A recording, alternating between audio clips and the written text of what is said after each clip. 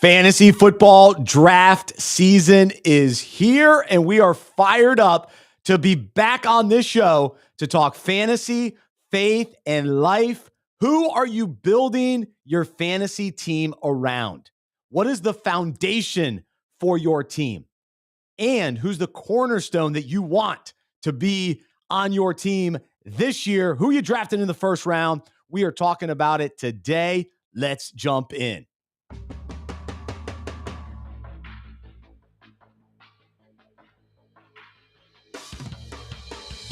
This is the Fantasy Football Fellowship Podcast. The first day we are going live all over social media and YouTube.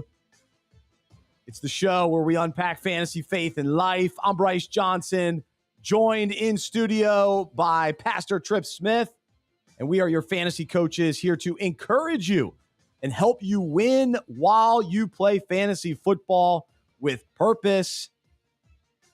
As we provide fantasy advice, we won't always be right, but we hope we'll be convincing. We are coming to you live from the Unpacking It Ministry studio in Mount Holly, North Carolina. They are working on the road out front. It feels like they've been working on it all summer, but they're actually like tearing up the concrete and the pavement. So we got a fresh road. So that'll be nice. The road leading to Unpacking It, right? How about that? And so we're talking foundation today, actually. We are talking foundation on our fantasy rosters, but also in life. What are we building our life on, around? What is our foundation? Who is our foundation? We will get into that in just a little bit as we do our weekly breakout. For those of you new to Fantasy Football Fellowship, welcome. This is the podcast, but it's a part of an overall fantasy ministry that we do all season long, starting in the summer, all throughout the fall. And we encourage your league to participate in Fantasy Football Fellowship by becoming a free member. And then each week during the season, we will send you weekly content that takes fantasy concepts, relates it to the Bible, relates it to life, and is designed for your league to discuss at league meetings. So a fantasy league is a built-in small group. So instead of just competing together, why not grow in your faith, build meaningful relationships? We want to help you do that. So we'll do some of that on the show, but also by being a member, you get access to all of our other content as well. Tips, strategies, frameworks, content, all for you and your league. If you're a church leader, bring it to your church. We're hoping for 5 leagues at our church this year, so you can do the same. So check out fantasyfootballfellowship.com. All right, before we jump in, I've got a new addition to the studio today. This is fresh off the hands of Ray Lewis. Not necessarily a fantasy football legend, but he prevented some of our favorite fantasy players from scoring points. And what's interesting is, so I just went to an event today that he spoke at, and he brought the word. He talked a lot about his faith and quoting scripture, and was very inspiring. It was an awesome message and speech. Pretty powerful at times, actually. He's told some unbelievable stories. But I just got a quick signature. So that's new for the studio. But I love going to antique stores. And if you look at the studio in here, you can see all these little guys, NBA guys, NFL guys, baseball guys. The newest addition is actually Eddie George. And that's funny timing because Ray Lewis and Eddie George used to go kind of toe-to-toe a little bit. So that's a fun one to add. Eddie George is a fantasy legend. He was a little bit before when I started in 2004, he was probably at the downside of his career. But he's a fantasy legend nonetheless. So there you go. Welcome to the show. Welcome to the studio. Let's say hello to Trip. Trip, how you doing, man? Nice. Good to be with you, brother. Hey, when my family used to go on vacation when I was a kid, whenever we would pull into the hotel parking lot, pull up at the beach house, pull into the Disney World parking lot, whatever it was, my dad would say, hey, everybody, stop right here. This is the best time of the whole vacation because it's all in front of you. Nice. The whole thing is in front of you. That's how I feel this time of year when it comes to the fantasy season. This week, I think rookies are starting to show up at training camp. Next week, all the other players report. And so it's just like, you start to get the news stories rolling in. You start to get the hype and the speculation. This is when, at the beginning of July, I'm thinking a little bit about the NBA draft or whatever, but this is when I really start to go all in on fantasy, start to get excited about the players and the teams I'm going to get excited about. best time of the year, man. It's all in front of us right here. All there is hype and speculation. No takes have been proven wrong yet. So it's one of the most fun times to think and talk about fantasy football. I am a week and a half from my first draft, my first big draft nice. with my high school buddies. We've been playing since 2004. So fired up about that. But here's what I get frustrated by this time of the summer. The last couple of weeks, I've been mocking. Go to the beach, do some mocking, all that kind of thing. And I'm feeling pretty good about it. My takes, like how I feel about certain players heading into the fantasy season. Well, now more research, reading more, listening to more. Now, all of a sudden, I'm questioning my perspectives. You get new information. And you're like, wait, what do I believe? And so that's part of the process. And so which convictions will remain true through when you actually are on the clock and ready to roll, and then which opinions will be swayed based on new information. So whatever you thought about the Cleveland Browns backfield, new information, now you got to adjust. The LA Chargers, already some news, you got to adjust. And so we will try to navigate the information and share some of our thoughts. But again, we won't always be right, but we hope we'll be convincing. We will share what we've learned throughout our years of playing fantasy football and the information that we're consuming. I am all in on fantasy. And then, of course, we'll talk faith, the Bible, life, and we'll mix it all together. So you ready? Let's jump in. And our first topic is, what teams do we believe will swing the fantasy season the most? We teased this a little bit last week. We mentioned a couple of teams, but I want to begin with the team that I believe will either way determine the fantasy teams that end up having a great deal of success this year or will fizzle out. And that NFL team that we're depending on, the Chicago Bears, because they are this year's darling team. They got the hot coach, right? Ben Johnson coming from the Lions. We love the Lions offense for fantasy football. And he's been the architect for that the last couple of years. That's what we're led to believe. Is that actually true though? Or was it more of Dan Campbell and other assistants there? So now Ben Johnson gets his chance with the Bears. So do we really believe that he's going to make Caleb Williams take the jump and be that number one prospect when the Bears drafted him out of USC? All of a sudden, is Ben Johnson going to love DeAndre Swift when he didn't love him when he was with the Lions? Will Rome Odunze, who a lot of the metrics don't show that he's going to take the next step this year. There are a lot of negative kind of thoughts about Rome Odunze. But what if he actually hits and you get him, kind of in the middle tier, middle rounds of your draft? That could change everything. What if Roschon Johnson, he had a couple of big games at the end of the year. What if he's actually the guy in this backfield? And so are we going to buy the hype of the Bears to the point where we overdraft these guys? Or do we get them at value and they end up hitting and they are the next Lions, where they kind of come out of the doldrums? So that's the team for me that I believe will sway the season. And for those of you listening right now, wherever you're listening, you can leave your comments. What NFL team do you believe will swing the fantasy season? And maybe the team that you're just most questioning, or you're like, man, I think this narrative could happen, but what about this? It's the most range of outcomes, the widest range of outcomes. Where do you come out on that? So that's my team. What about for you? I think that's a great one, man. I mean, the follow-up question I want to ask you there is, I'm seeing DJ Moore as the wide receiver 21 in ADP right now. What do you think about him? Because I don't think that Rome Odunze is that guy. I don't think he's going to supplant DJ. He could make me eat those words. And then some of these other Luther Burden, some of these other, they've got two legit tight ends in Cole Kmet, who we've seen perform at times, and now they've got the new Caleb Loveland, who is Colston. No, there's Caleb? Colston, you're right. Cole Kmet, Colston Loveland. They want tight ends with the name Cole. Colston. You're thinking Loveland. Your boy from UNC, Caleb Love. Yeah. There you go. Well, so you mixed three guys into one. So yeah, he's not my boy anymore. Yeah, golly, so many players get mixed up in my head. Let's just stick with the last names. Loveland and Kmet, I think, are both legit. Loveland's supposed to be the real deal, first tight end off the board in the draft. I think. Well, I want to hear what you think. What do you think about DJ Moore as the wide receiver 21 in ADP? What I love about DJ Moore is that his consistency over the years, where he's had great fantasy production with poor quarterback play.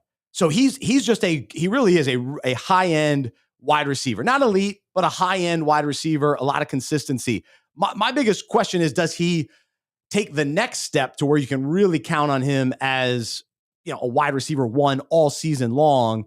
And what role, to your point, all these other weapons, like who fits in? So it's like, which direction do you go? I have the most trust in DJ Moore, but there's so many questions with the Bears overall. It's like, how early am I willing to take Moore, and how much hype is he going to gain this summer? Again, we're talking about this because it's a wide range of outcomes, but I think I love DJ Moore if he's the wide receiver 21. If he comes off somewhere around there in a draft, he's probably going to be on a number of my teams. Looking last season in a terrible situation, he was wide receiver 16. Before that, he was wide receiver 6. That's right. And the years prior to that, 22, 19, 20, and 18. So only his rookie season has he ever finished worse than wide receiver 22. I would love to get him as like the 20th wide receiver off the board. I think he can be like sort of a mid wide receiver 2, somewhere in like the 16 to 18 range. And that kind of feels like his floor to me, obviously. That's right. I agree.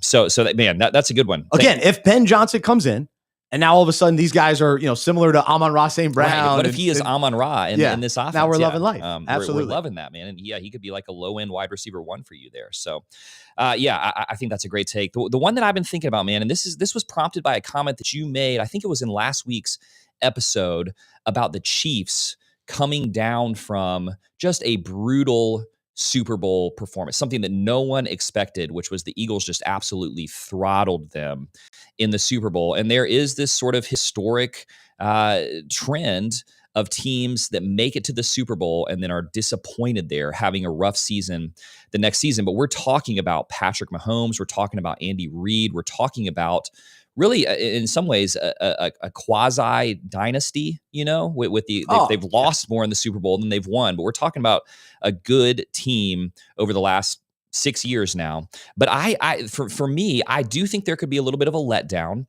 I do think that they won a lot of those close games last season. If you remember, their record was a little bit kind of fluky when they were, whatever it was, 11-1 in week 13. Winning close games, struggling against marginal teams. And for me, the question I'm most interested in, and the one that I'm most excited about, is which one of these wide receivers is going to end up being the wide receiver 1 for the Chiefs. Rashee Rice looked great before his injury. He's got injury concerns and he's got legal concerns. Hollywood Brown was hurt for most of the season, but we've seen him be a great receiver in the NFL not that long ago. And then Xavier Worthy is kind of this pocket knife, sort of Swiss Army knife player that they use in a bunch of different ways. Or is Travis Kelce, does he have one more great season in him? Do they utilize him a little bit more in the regular season? So I think that there is a wide range of outcomes. That's to say nothing of their backfield, which Isaiah Pacheco was dynasty darling 2 seasons ago and then a big letdown last year because of injuries. So the one thing I feel confident in saying is that I think Patrick Mahomes' volume and fantasy production is going to be a little bit better this season than it has been in seasons past. So I actually think Mahomes is a guy who he's always gone too high in drafts for my liking in the past few seasons. But I think he might be the kind of guy where you get a little bit of like the what do they call it in the stock market? Sort of the dead cat bounce, a little bit of a bounce back there where he kind of comes back after a disappointing season last year. So that's going to be an interesting one to see. Who is their best receiver?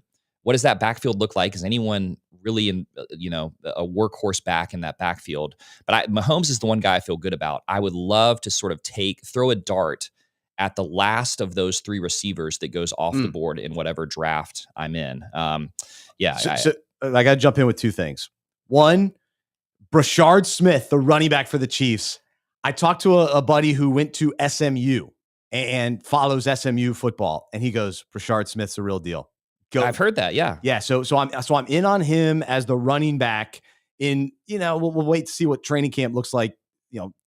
Isaiah Pacheco, does he get back to, but he's a 7th round guy too. So I think Brashard Smith has a chance to even play the McKinnon role, which has had fantasy ramifications, which is great. And then the second thing we have to joke about, because I'm coming off some time, hanging with the family, some vacation time, and I have eaten a lot. And so I've got a great dad bod. I'm a father figure to the max. And the good news is, so is Pat Mahomes. And so I can relate to Patrick Mahomes in that way. And so it's kind of drawing me to him, this kindred spirit of, hey, we're not working out. We're not in shape. But then the other side of me goes, wait a second. This guy's an NFL quarterback. What's going on? So these pictures are floating around. It's like, what's happened? Why isn't he working out this summer? I'm sitting behind the mic. I've got plenty of, who cares? But Patrick Mahomes, get it together, buddy. Come on. We're a couple weeks out. Let's go. That's an interesting take, man. You see, you hear him compared to Brady a lot. But when you got the sense from Tom Brady, like for most of his career, if not all of it, he was like, the only thing that I care about is football. I care about it more than my marriage. I care about it more than my family. I care about it more than having fun. You don't get that sense from Patrick Mahomes. And so I kind of like, he seems like a guy that would be fun to hang out with. He seems to like his wife and his kids, but it's like, maybe you're so elite at this point in your career that maybe you're taking the off seasons a little bit too lightly. So that's an interesting take, man. But yeah, I mean, again, just looking, Rashee Rice is going as the wide receiver 15, Xavier Worthy as wide receiver 27, and then Hollywood Brown as wide receiver 59. I might take a shot on Hollywood Brown there as like the wide receiver 60 range and just hope for, put him in your flex spot when buys start to hit, and just hope for a big kind of boom game that when you need him to score 15 points for you. Seems a little high for Rice, but I know he was awesome when he was out there, but a couple factors that you mentioned. So, all right, let's run through a couple teams as well. And if you're listening now, we are live, so you can leave your comments wherever you're listening or watching. What team do you feel like will sway the fantasy season the most? Will swing it one way or the other, where you feel like, there's a lot of questions kind of surrounding these teams. The other one I'll run through a few, but the Rams. And I was listening to some information today about Matthew Stafford, who toward the end of the year, let's not forget, he started coming on because early in the year, the receivers were banged up. But once they got healthy, he was awesome. And now he's got Devontae Adams and Puka. This is a good offense, and Stafford is still, I saw the NFL came out, put him as a top 10 quarterback, whatever executives and agents and all that. So he's still at the top of his game, even though he's a little bit older. He's a guy you can get so cheap, so late as sort of a flyer at this point. So that's intriguing. But if the Rams hit and Devontae Adams fits in well, they're going to be a good fantasy team and have, they'll be competing for that division as well. But the name that I like for the Rams, I'm intrigued by Terrence Ferguson, second-round pick out of Oregon. So he was the team's first pick because they didn't have a first-round pick. Remember, they traded all their picks away. But he's 6'5". Tyler Higbee, who's been a solid fantasy guy, tight end for the Rams in recent years, but he's 32. He's coming off an ACL. He's in a contract year. So they might move on from Higbee and say, hey, Ferguson is our guy. So there's a late round guy to keep an eye out for.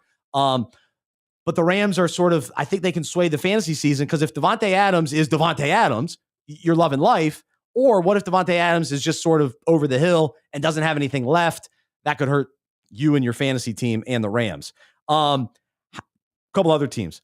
How long can the Bucs still be fantasy relevant? Are they really going to run it back with Baker Mayfield? Is this going to happen again with Todd Bowles and Baker Mayfield? But they've already lost their coordinators. Dave Canales is here in Carolina. Liam Cohen's down in Jacksonville. Are they really going to have this happen again? I don't think so. But if it hits again and Mike Evans is wonderful once again, it's great. But what if Baker takes a step back? What if Mike Evans, this is the year where, he just doesn't have quite the elite talent that he, had for so many years? Is this the year? So to me, the Bucs, oh my goodness, you can go. They could swing this season in a big way. I love Mike Evans. Everyone should love Mike. Is Mike Evans one of the best wide receivers ever? Absolutely. I really think that he might Absolutely. be. I mean, maybe, we talk about these offensive coordinators that have moved on to head coaching jobs. We talk about the sort of the renaissance of Baker Mayfield. Maybe Mike Evans is just a historically astounding wide receiver. And so as long as he stays healthy, which he does, he has these little nagging hamstring issues. But I still think he's the kind of guy that I want to have him on my team. As long as he stays healthy, he's going to have another 1,000-yard season. But it feels like there's going to be a little bit of regression for the Bucs. I think that they have exceeded expectations the last few seasons. So yeah, I like that one. I'm probably avoiding most of them where they're going in drafts. I'm trying to think of another one here. We got, it's just every team you could talk about. It's so fun to talk about the range of outcomes for all of these different teams. Let's stay in the same division there. And let me ask you what you think about Michael Penix as a starting NFL receiver and whether the Atlanta Falcons, because I think my sort of sneaky sleeper pick for real NFL predictions is that the Atlanta Falcons might win that division. And maybe Michael Penix is, he's better than Kirk Cousins, but I think that he has a good head on his shoulders shoulders and might be one of these. He's a little bit older. I think he might develop well such that I kind of with Bijan in the backfield, with Drake London being, I think, one of the best receivers in the NFL, and then this cast of like Darnell Mooney, some of these other exciting receivers.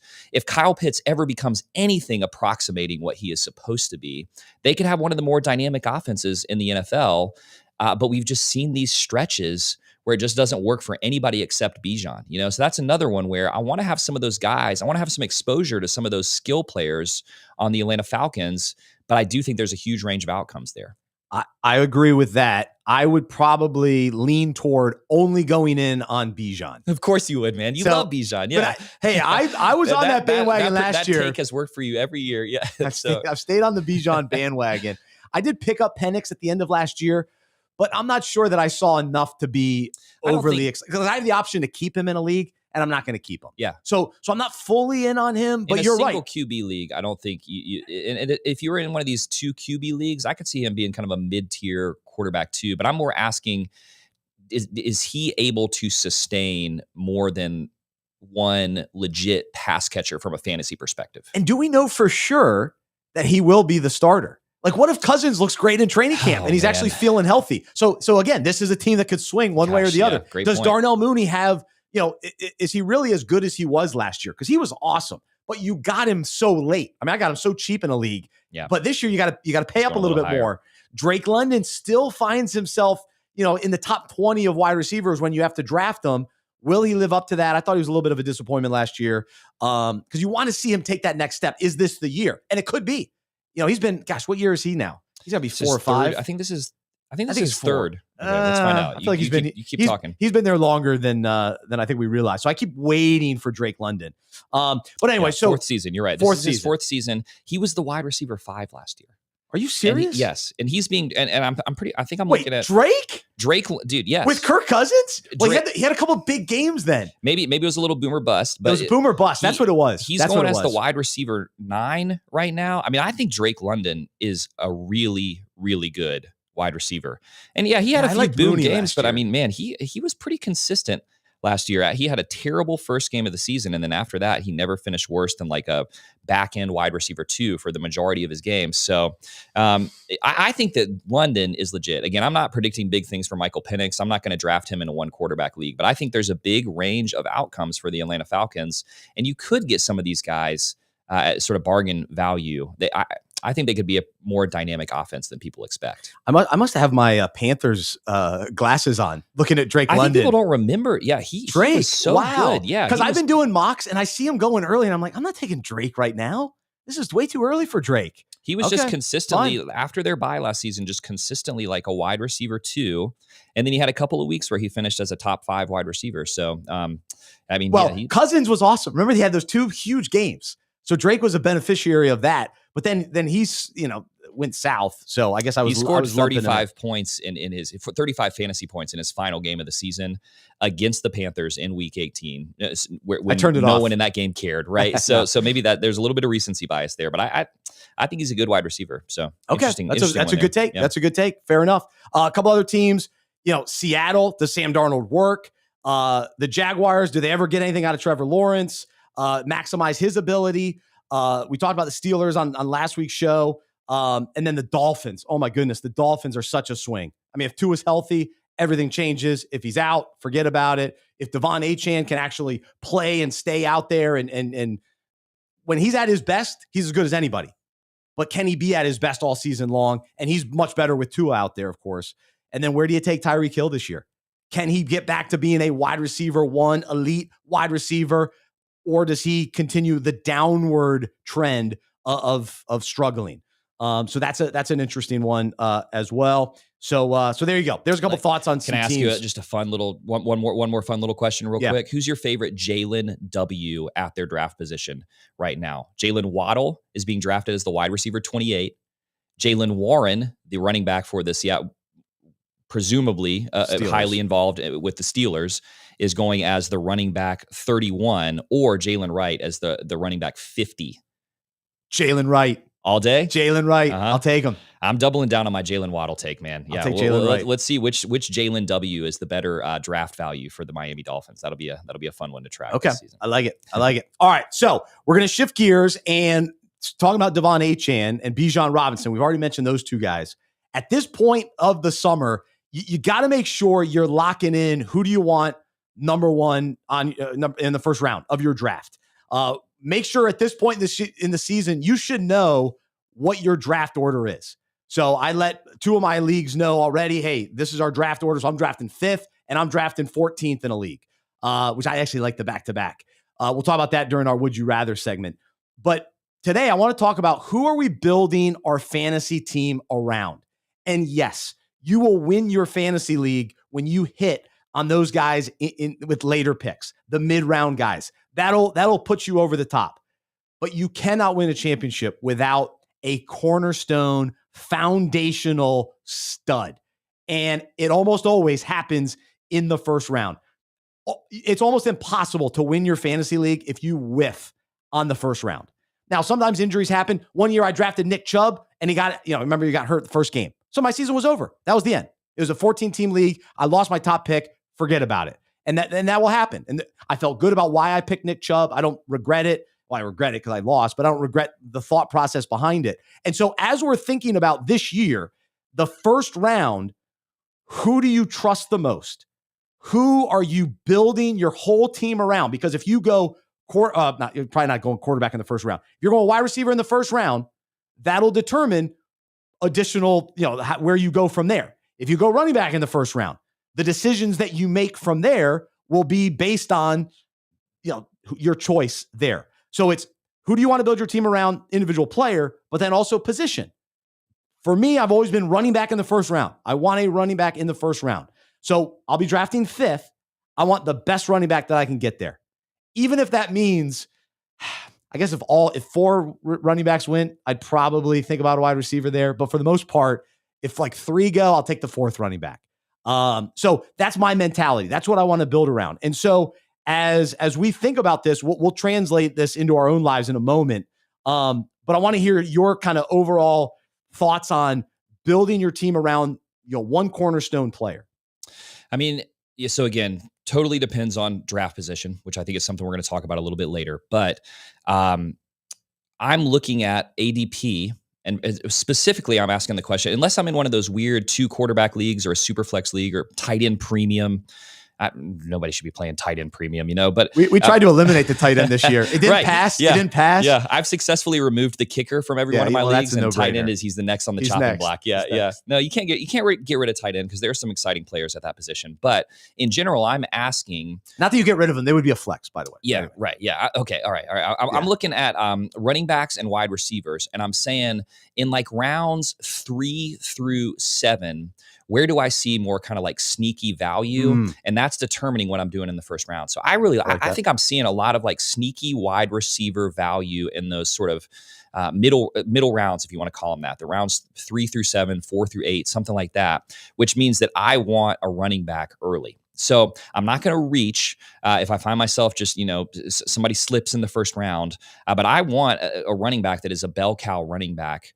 with that first round pick. And then I'm probably going to come back with at least 2 wide receivers in the next 3 rounds is probably what I'm going to do there. So I'm always looking to fill my roster with running backs and wide receivers early in the draft. And then I see if a QB or a really valuable tight end slips to me. So this year, man, yeah, I mean, obviously, it's easy to say Bijan. I wonder, Saquon Barkley, with the volume that he had last year, what can we expect from him? But he's still a guy that I'd love to have on my team. I feel good about Jahmyr Gibbs. A little bit nervous about Devon Achane. He had a healthy season last year. He was great, but he's an undersized running back. In general, I want a running back that I think is going to hold up physically over the course of this entire season. So I'm seeing Christian McCaffrey getting some steam and starting to sneak into the late first round. I see you've got him in your first round here. That makes me really nervous. You're not taking him first overall like you were last year. But man, the health issues with McCaffrey are a real concern at this point. I don't think you can deny that. Jonathan Taylor is another one of those just hardy running backs who I think can stay healthy, but he has his own sort of ongoing set of ankle issues over the past few seasons, foot and ankle stuff. So yeah, that's my strategy this year. I would like to have one of those robust bell cow running backs in the first round to the first 15 picks, let's say, if that's possible.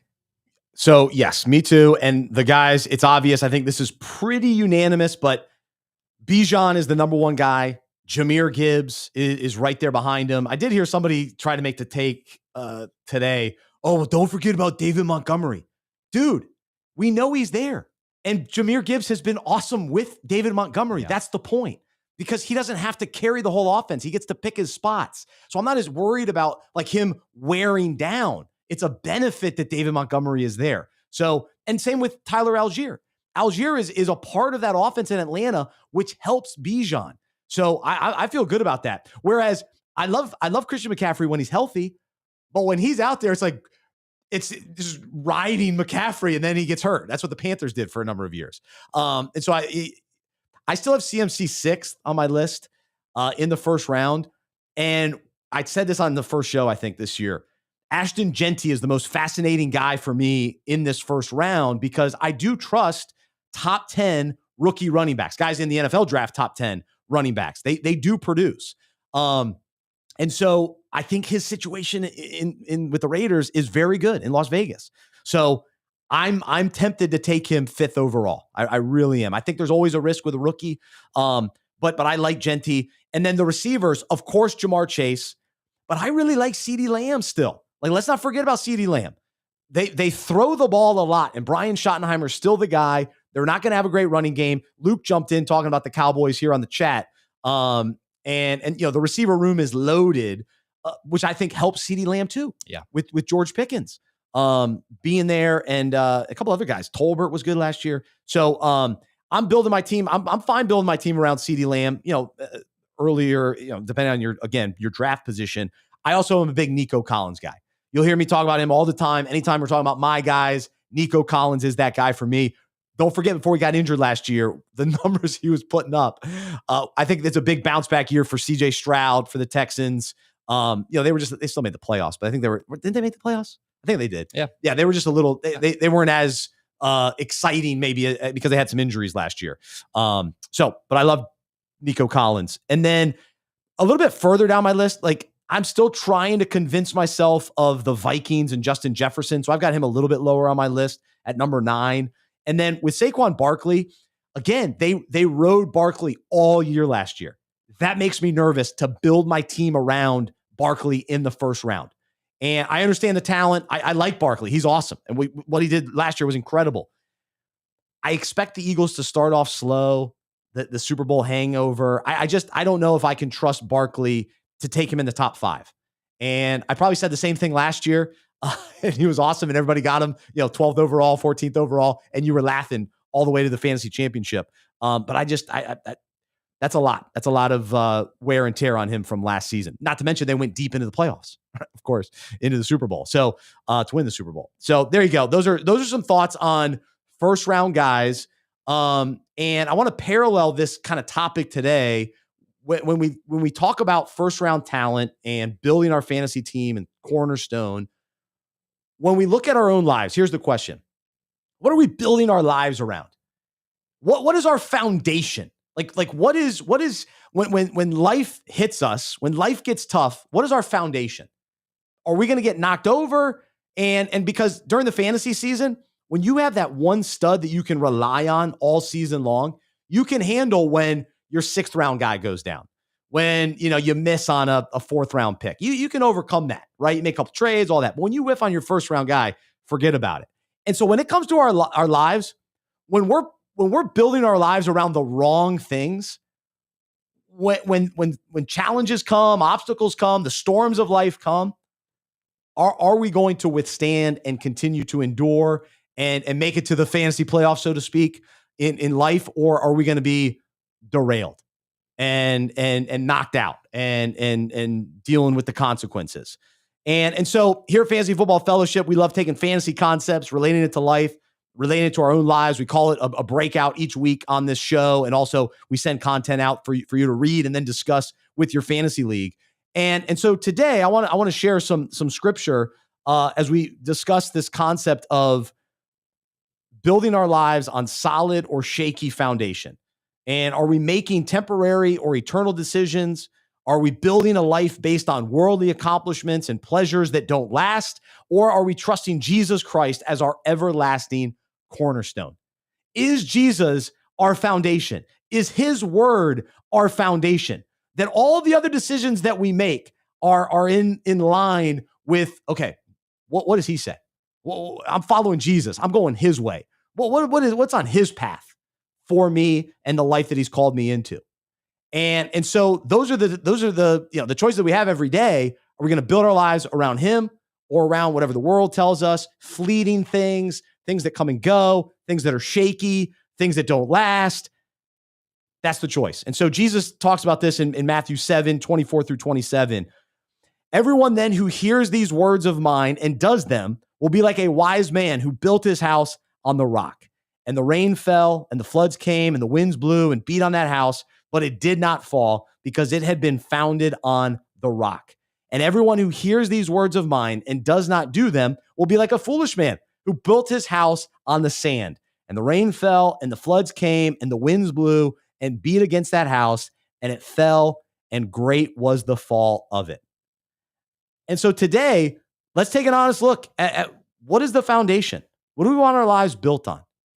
And is it on God's word and the life that Jesus has and the way of Jesus? Is that in him, building our lives around him? What does he say? Am I becoming like Christ? Am I relying on him?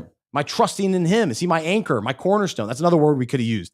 Who's your anchor running back, right? You got to have that anchor running back. I want Jahmyr Gibbs as my anchor running back. And is that the case for us? Is Jesus our anchor in life? Or is it based on finances? Well, then what happens when the deal goes bad? The investment doesn't work out.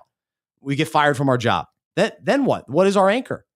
And so that's where that's where this comes in. So Trip, let me have you jump in and offer your thoughts on this.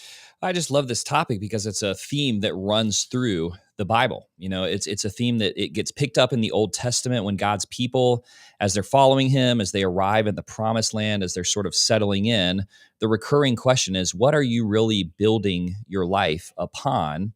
And when things seem to have fallen apart, when things seem to have totally collapsed, the prophet Isaiah comes in and said, look, there's one who is coming, Isaiah 28:16, one who is coming, who is a tested stone, a precious cornerstone, a sure foundation, right? And then Peter picks that up in the New Testament when he talks about a cornerstone chosen and precious, the stone that the builders rejected has become the cornerstone. And that verse that you just read from Matthew chapter 7, that's how Jesus concludes his whole Sermon on the Mount. So when he comes along and says, let me tell you what it looks like to live as a citizen of the kingdom, to follow me in this world. The place that he ends is, what are you going to build your life upon?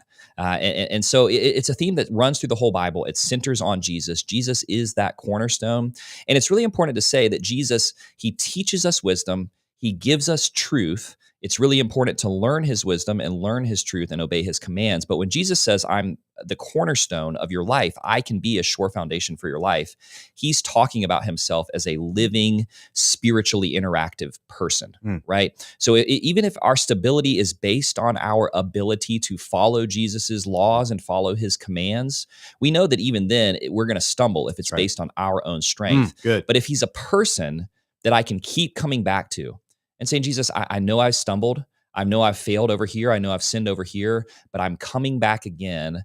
I want to build my life on you anew, right? He never rejects us when we come on those terms. He never pushes us aside. He's always happy to receive us back to him as the center and the foundation once again. Amen. Amen. So we can trust him. We can rely on him, lean on him. You want that firm foundation. And so that's who he is. And so is he that in our lives? That's who he is. And so are we leveraging that opportunity to make him our foundation, and to continue to lean on him as that cornerstone, and stand on his word, stand on his will, rest in his love, and allow him to guide us and strengthen us through the storms of life, and ultimately into eternal life, and to be with him forever. And so Let's build our lives on them. And so, again, all the decisions that we make, are they aligned with him and his leading and his guiding? And so, to parallel it back, that first round choice that we make in our fantasy drafts, it will determine a lot of our other decisions. And so in life, are we looking to Jesus as that foundation for all of our decision making? So life is all about decision making, and fantasy is all about decision making. So let's make that the decision and just the heart posture to say, Jesus is my foundation, and everything else will blow away, go away. Storms will knock stuff over and all that kind of thing, but God remains the same and through it all. Last thing, last night just so happened I read Three Little Pigs to my daughter, Right. my daughter Michaela. I was just thinking about the Were Three you? Little Pigs. Yeah, I just read it last night. I'm reading it going, I'm going to talk about that tomorrow on the show, because it's the same principle, right? What are you going to build your house on? So the brick house withstood the wolf. So the straw house didn't work so well. So a lot of people, we're and I'll put myself in that too. There are times where we're just building things on the wrong stuff. So what are we building it on? So I hope that's encouraging to you. That's this week's Fantasy Football Fellowship breakout. For more of this content all season long, I hope you'll join us on the podcast, and then also become a member of fantasyfootballfellowship.com. It's free, but we want to give you even more content all season long so that you can discuss these topics with your league. And so we got questions and a challenge every week. So make more of your fantasy season. So go to fantasyfootballfellowship.com. Appreciate all the comments. Stuff's flying through here. So appreciate you guys jumping in. That's good stuff. All right, we're going to have a little fun here. We'll wrap up the show with a segment that we will do all throughout the season. And so we will debut it today with a little bit more of a draft twist, but we call it Would You Rather. Get in on this. Would you rather? That sounds good. I'll have that. It's a good time. Do you know what I mean? This is Would You Rather. I'm psyched. Oh, I'm psyched too. Here we go. We are back. We got all our fun segments. Here we go. So the first Would You Rather is, would you rather have the draft position of 3rd overall or 12th overall? So the last pick of your draft. So if you're in a 12-man league, the last pick, you get basically the 12th and 13th pick, or would you rather have the 3rd pick and whatever the second pick that is? Well, for me, this one's pretty easy. It is. And it's the 3rd pick. Yeah, I get super nervous when I'm in that kind of bookend position in a snaking draft where I know I'm going to get 2 picks in a row and then have, what's the math there, 22 picks where I don't know what's going to happen. A lot can happen, especially in those middle rounds when there are 22 picks between your choices. So there can be something nice about a team structuring and team planning sort of process when you know that you're on the bookends. But in general, I want to be close to the middle of rounds. And I just like the players that I'm seeing there, like the 3rd pick, 4th pick, 5th pick, 6th pick. Like I feel really good about getting one of those last elite guys in that very top tier of players, as opposed to doing 12 and 13 and then waiting for a long time. I think it's really fun to draft at the turn, because you get 2 guys right then, and there will be some like rounds where you're like, I don't like anybody here, and then you're kind of stuck with 2 guys. So that will happen. But the times where you're trying to pick between 2 people, guess what? You get both.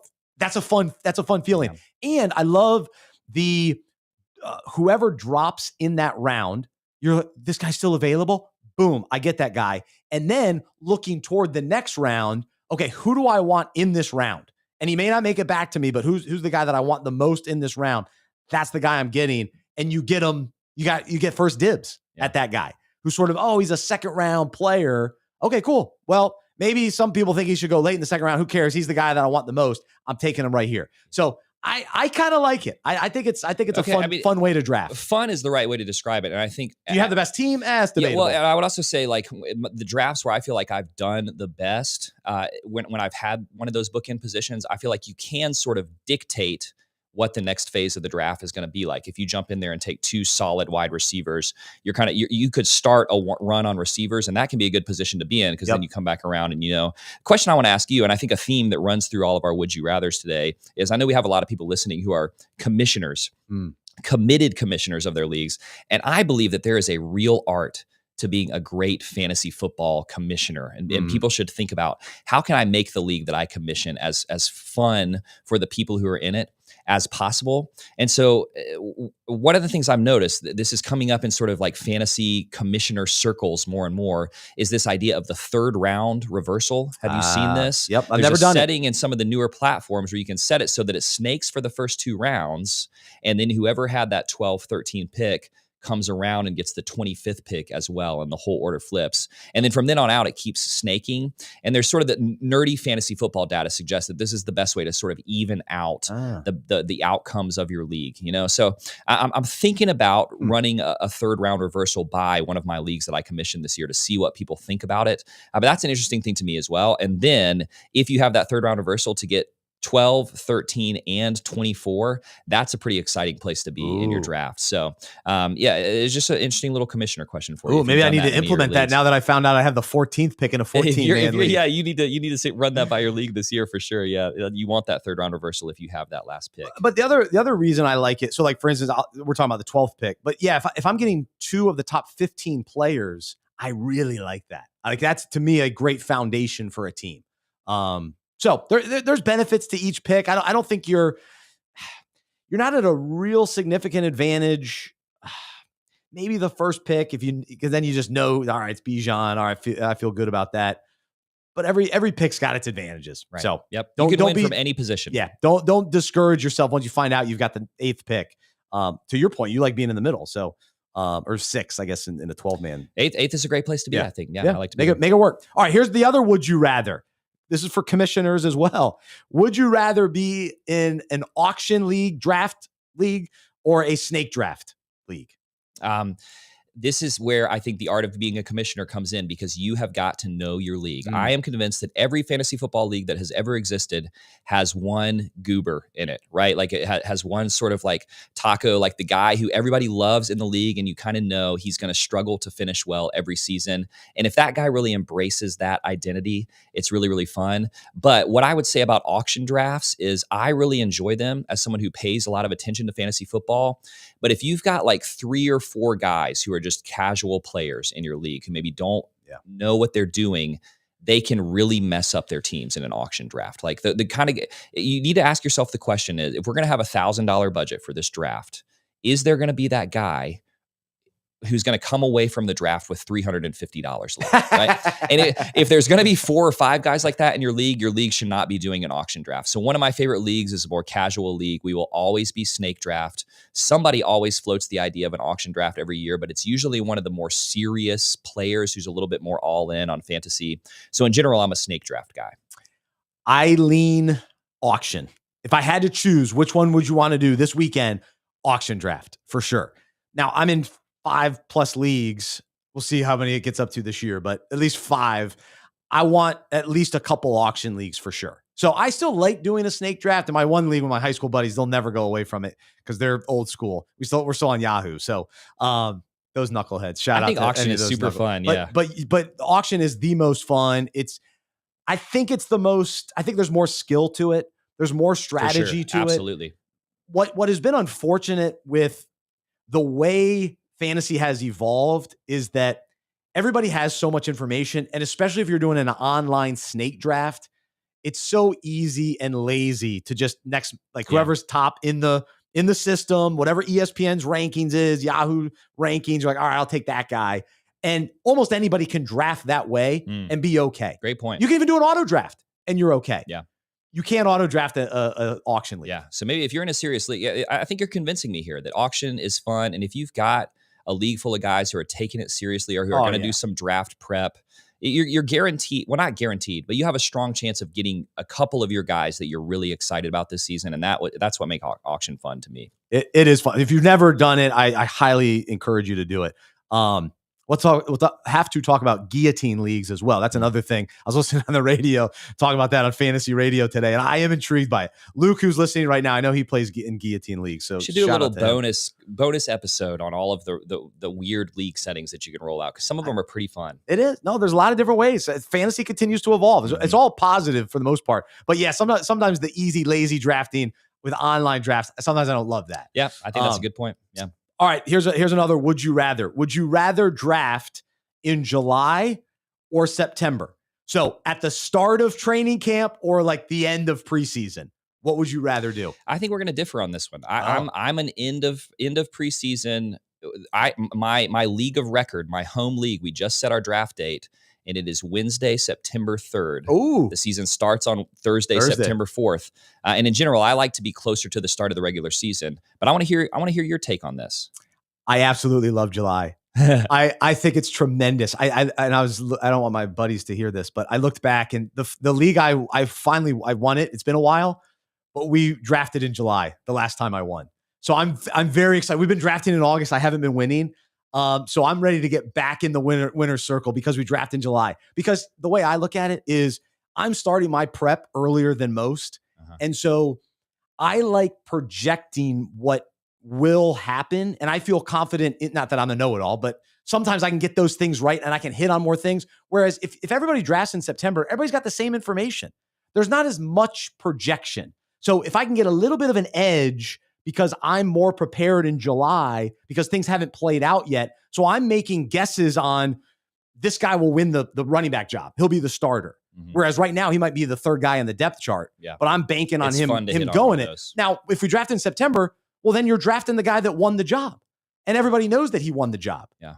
So I like the edge that I could potentially get in July. When your leagues draft earlier in the summer, do you leave like waivers and trades open throughout the summer so guys can trade with each other, pick up players, things like that? Definitely. Yeah. I mean, there's something really fun about that. And again, I think it comes down to knowing your league, because I know that I'm in leagues where if people had all summer long to sort of mess themselves up and make speculative moves, there'd be a few people that would just shipwreck their teams before the season even started. So again, I like having more information. I still think there are ways to get an edge when you get later into August and even into like that first week of September. Something fun about drafting on like Labor Day weekend, or even one of the leagues I'm in, we always try to shoot for that Monday night of Labor Day.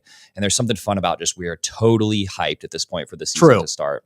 But yeah, you can definitely get more of an edge with information if you draft in the summertime, and there's something fun about that too. Again, I do both. And my one sort of keeper dynasty league will do that the Tuesday probably before the draft or before the season starts. So I want as much information as I can because those decisions last a little bit longer. But if I'm in a redraft league, I like the edge that I have in July. So we do 2 keepers in that league. But anyway, so it's fun. So there you go. So there's some Would You Rather. We'd love to know your thoughts on the comments wherever you're listening.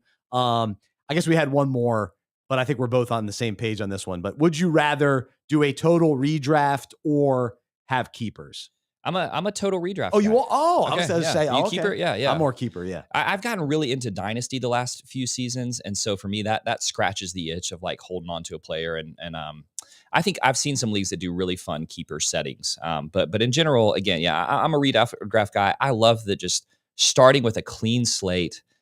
You'll do some of those fun keeper settings where you keep a guy 2 rounds ahead of where you drafted him last year. And if somebody hits on an Isaiah Pacheco or, huge edge. Huge edge. So again, there's something fun about that, but I think I'm a fresh start guy in general. Yeah. If you don't get those in our league, you lose the round that you drafted them in. So they stay in the same round. So, but then after 1 year, then they have to move up to the 5th round. Okay. But a guy's keeping Brock Bowers and Bucky Irving. He hit on both those guys last year. Yeah. So then you're loving life. So you're starting with those 2 guys. And that is fun. Yeah, that's fun. You get to build a team a little bit without, kind of the full-on commitment of dynasty. So yeah, I like those keeper leagues too. Couple keepers. So for me, the clear sort of point of this whole conversation is there are a lot of fun ways to do fantasy.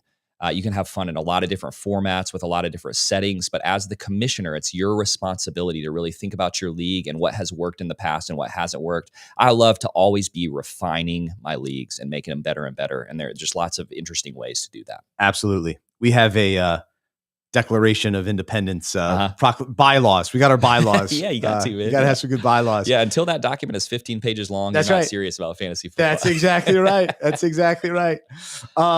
And also be on the lookout for those of you that listen to the show. We will have Unpacking It leagues for you to join. So I encourage everybody to participate in Fantasy Football Fellowship in whatever leagues you are a part of. Start leagues at your church. Bring Fantasy Football Fellowship to your leagues. But if you want to be a part of Fantasy Football Fellowship and unpacking it, some of our leagues, we will make those available this year. So we have a lot of fun with those leagues every year. So I've got a new format that I'm tweaking, and we'll debut it here soon. So be on the lookout for that. I think it'll be a lot of fun. It'll be a little bit of auction. Okay. So I'm fine tuning that. So anyway, check that out. Just keep listening to the show. I'll let you know about it. But anyway, that's our show for today. This is our first live episode of the summer. And so we will be with you live each Tuesday afternoon, 2:30, 3 o'clock type of time frame. Today I had to drop off keys. My wife locked her keys in the car. Not to throw her under the bus, but it happens sometimes. So I had to go home and unlock the car. Yeah. So a few minutes behind there. And I was hanging out with Ray Lewis. So we got the Ray excuse Lewis you should have gone with. Yeah. Yeah.